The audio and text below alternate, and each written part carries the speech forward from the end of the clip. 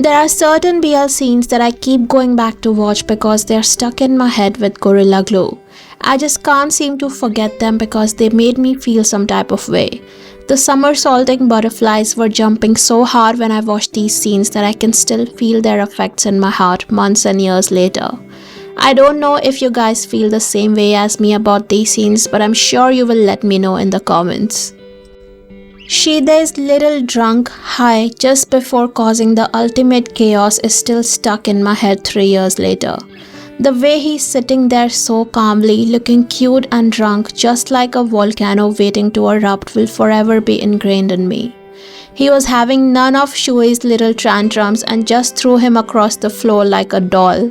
It was crazy, it was insane, and my jaw was licking the floor. The helpless crying, the slurring of the words, the hands that couldn't help but explore all over Shui's body. It was really the ultimate BL moment for me. Also, you guys need to watch the director's cut version where he placed the microphone right beside them and erased the background music so you could literally hear their heart thumping so loudly. This scene is a cinematic masterpiece. It conveys so much sexual tension without them even touching each other or doing anything inappropriate. At this point, they both know what they are feeling for each other is way beyond a normal friendship. They need each other, they crave each other, but no one dares to cross the boundary. Tae's emotions are just all over the place. He pushed OU towards Bas, but now he can't stand seeing them together. He's pouting and voicing his grudges to OU indirectly by telling him off for not learning the Chinese words, but even OU knows at this point that he's jealous and complaining about leaving him alone to go on a date with Bas. When OU touched Tae's knee with his to confirm his suspicions that Tae likes him, and Tae doesn't move his knee away, confirming that he's attracted to OU, I completely lost it. I was melting on the floor, screaming, crying, throwing up. In all honesty, every single scene in My Personal Weatherman is memorable to me. The whole series is on my monthly rewatch list, but this particular scene is just insane. At this point, Yo is kinda self-aware that he's hopelessly in love with Segasaki.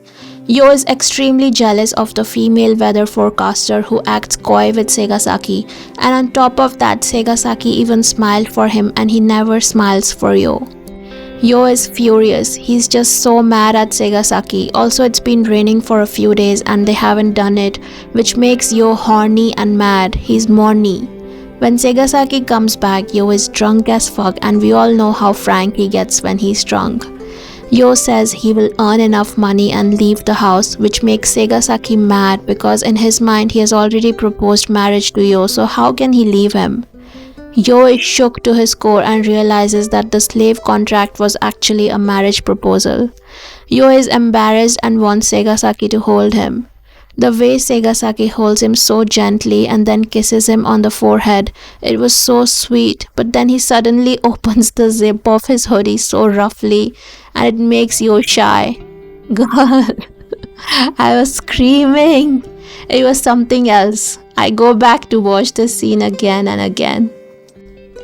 I love scenes where we know what the characters are feeling but they haven't expressed it to each other yet. Ji-yoon is upset that Jaewon kissed him at the surfing camp but ignored him after. So he didn't think that Jaewon will unexpectedly open his heart to him and they will go on an impromptu date. The scene plays in my mind so many times. They both want to hold each other and relive the kiss that happened at the camp.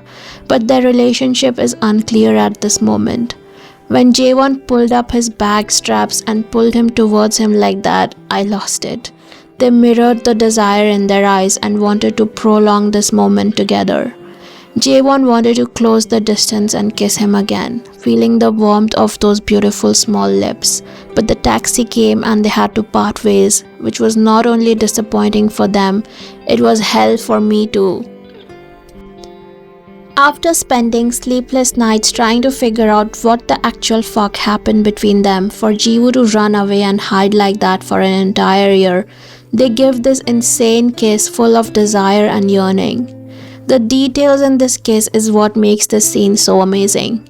We know from the first season that whenever Jiwoo sees blood on Sojun, he has this intense desire to suck it. We know this from the kimbap making scene in season 1. Now Sojun's got a cut on his lips and it's bleeding, so Jiwoo gets the perfect excuse to suck on his lips too. Seeing Sojun so innocently concerned for a child he doesn't know makes Jiwoo fall in love with him all over again, and his resolve is broken. He can't pretend to hate Sojun anymore and just grabs his face and kisses him fiercely. My cold rabid heart melts whenever I watch this scene. The longing in their eyes, the red lips, the moonlight, it's all too much for me. I don't even care anymore. This finger in the mouth scene will go in my top 5 BL moments of my entire existence. No other scene has come this close to losing my shit than this scene. I mean, the kiss between Togawa and Nozue isn't even important here. It's the fact that Togawa literally stares hard at Nozue's lips when his thumb is in his mouth. Like he's imagining doing other stuff to him while his thumb is in there. Like he's in a daze looking at him so helpless and confused and partially turned on. You can see that Nozue is not resisting, he's just confused and a little bit shocked. Like if Togawa continued, he won't stop him. These kind of things keep me up at night, I'm not joking. You will think that the title of this video is a joke, but I'm so serious. You guys already know how much I love Cow First, and I love them because they deliver scenes like this. Absolutely gut-wrenching, heartbreaking, physically painful scenes with a hint of sexual tension and a lot of undeniable chemistry. You think Ray can't hurt Sand anymore. You think surely Sand won't give in anymore. You think he can't be that dumb to get swayed once again by Ray even after getting hurt and betrayed so many times before. But you don't know the magnitude of the power Ray holds over Sand. You don't know how much Sand is willing to put up with when it comes to Ray, even though he keeps trampling on his heart. The desire between them and the pull Sand feels for Ray is beyond his control. His mind says something, but his heart does something else. Ray's presence is intoxicating, and every glance, every touch reignites the flame that Sand has tried so hard to extinguish. The whole episode 8 of Unknown is truly memorable for me and is always living rent-free in my brain.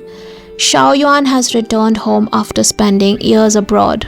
Wei-Chin knows that his brother has feelings for him that are not brotherly. He's confused and kind of curious whether he still has those feelings or have they passed. Can they still be the same way like they were before the confession? How should he navigate this relationship now? Wei-Chin's heart is in such a turmoil, and Xiaoyuan just keeps on provoking him every chance he gets. Xiaoyuan is obviously grown up, so he's much more assertive and more forward, like a lion singling out his prey and circling around him, trying to look for a vulnerable moment to attack with all his might. It was so funny when Xiaoyuan didn't give Wei-Chin the water first and Wei-Chin was expecting it. He was so shook he couldn't keep his expressions neutral. Also, when Wei-Jian was feeding him congee, he was gay panicking so hard he couldn't even look him straight in the eye.